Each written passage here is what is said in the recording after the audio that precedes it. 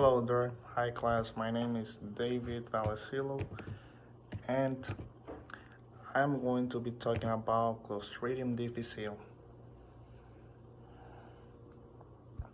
Also, its name it can be C. difficile or Clostridioides difficile. GMT Feeney in 1893 was a doctor who had a patient that was 22 years old. It was a woman who who went through the surgery of pyloric ulcer. She came out of this ulcer, and 10 days later, she had severe diarrhea. 5 days later, she died. And GMT Feeney called this condition diphtheria colitis, which is another name for pseudomembranous enterocolitis.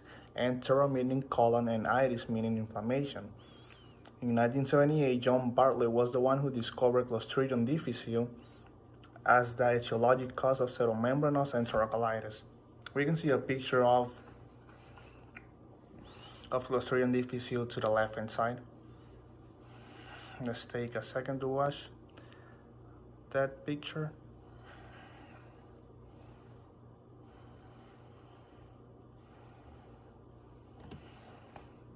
Some of the characteristics of Clostridium difficile is that it has a thick peptidoglycan cell wall. In the lab, the crystal violet blue dye is retained on it. It's a bacillus rod shape. It's anaerobic, meaning that it survives and thrives on places where there is no oxygen, and it's a spore-forming bacteria. So this makes it really resistant to alcohol and other disinfectants. It's a gram-positive bacteria also.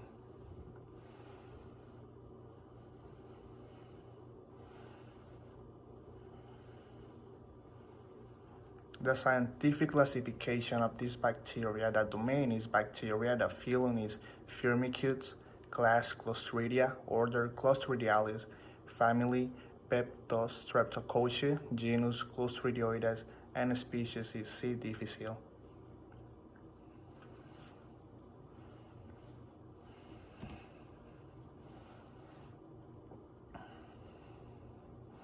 One of the common ways of transmission is through the fecal-oral route.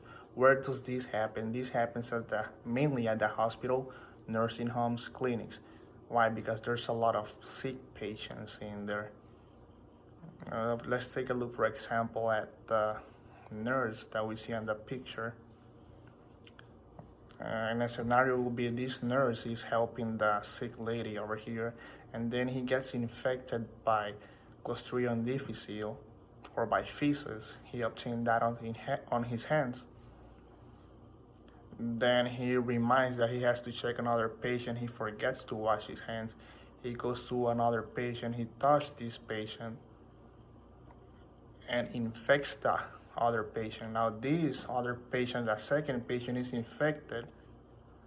Probably it doesn't have to be direct contact with the patient, but it can be he touched, the nurse touched like a glass of water that the new patient was going to grab, and then on that way, when he's drinking that water, he's ingesting the feces that contain a bacteria Clostridium difficile.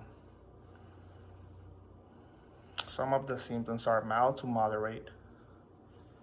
From mild to moderate infection is going to be cramping, tenderness, diarrhea for 3 or more times a day for 2 or more days. There is severe infection also, which is going to require hospitalization.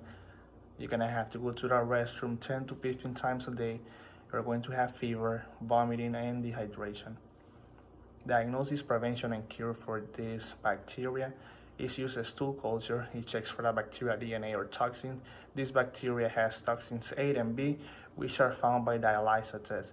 How do we prevent by getting this bacteria? We prevent getting this bacteria by hand washing and scrubbing really hard.